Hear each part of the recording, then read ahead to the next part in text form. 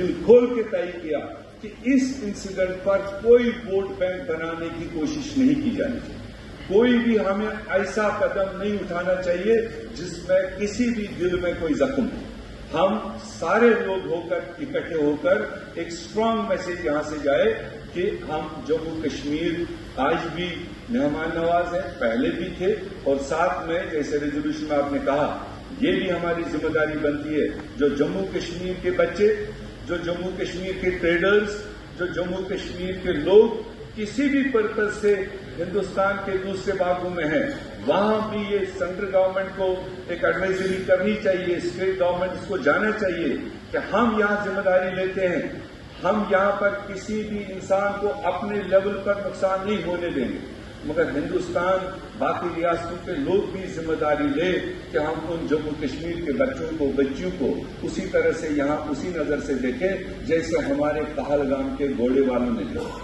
اگر انسیڈنٹ بھی ہوا، سیکورٹی تک کب پہنچی کیا پہنچی وہ میٹر آف انویسٹیگیشن ہے، مگر انسیڈنٹ ہونے کے بعد آدھے گھنٹے تک لاشوں کو اٹھانا، زخمیوں کو اٹھانا، ان زخمی پریواروں کو اپنے کندھوں پر اٹھانا، اس ٹریک پر نیچے لانا، ہسپتالوں پر پہنچانا، ٹیکسیوں میں بٹھانا، فری گاڑی دینا، فری کھانا دینا، اس انسانیت کو بھی ہمیں یہاں اس جموں کشمیر کے لوگوں کی جو انہیریٹڈ جو مہمان نوازی ہے، چاہے وہ غریب سے غریب لوگ ہیں، ان کو بھی یہاں سے ہم کو شاباشی دینی چاہیے کیونکہ اسی کو جموں کشمیر کہتے ہیں.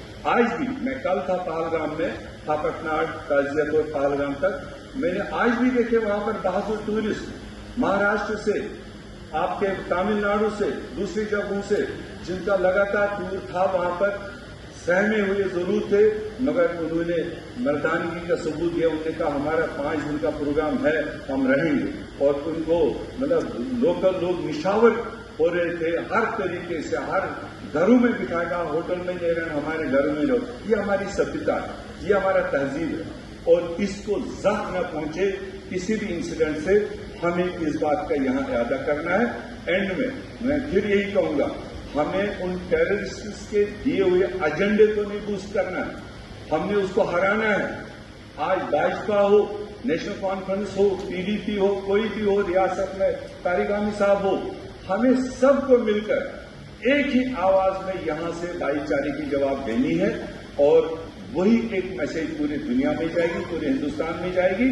باقی میڈیا والے باہر بہت سوال اٹھا رہے ہیں. ابھی تو میرے سے پوچھ رہے تھے میر صاحب آپ جنگ چاہتے ہوئے نہیں چاہتے ہو. یہ کون سے سوال ہے؟ کون سا غلام احمد میر کے کہنے پر نریندر مودی جنگ کرے گا نہیں کرے گا؟ میرے خیال سے اس میں ہم کو بھی احتیاط کرنا چاہیے. ہم نے ایک ہی ورڈ میں کہا، انہوں نے 5 اقدامات اٹھائے، ہم نے اپریشیٹ کیا، ہم نے کہا اوکے گو ایڈ.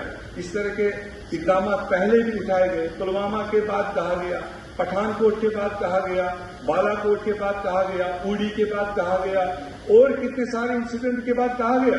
مگر اس کو امپلیمنٹ کرنا ضروری ہے. اناؤنس کرنا تو کر ہی لیتی ہے سرکار، امپلیمنٹ ہو اور واتاورن اچھا ہو، یہ ہم چاہتے ہیں. باقی بھارت سرکار، پورا دیش کا طاقت سپورٹ اس وقت ان کے ساتھ ہے، دیش کے ساتھ ہے.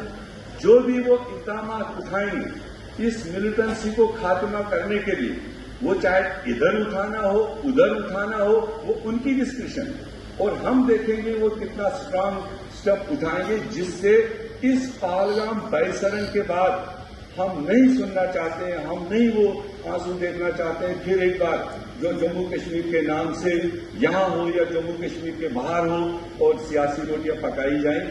اس چیز سے آپ کو احتیاط کرنا ہے.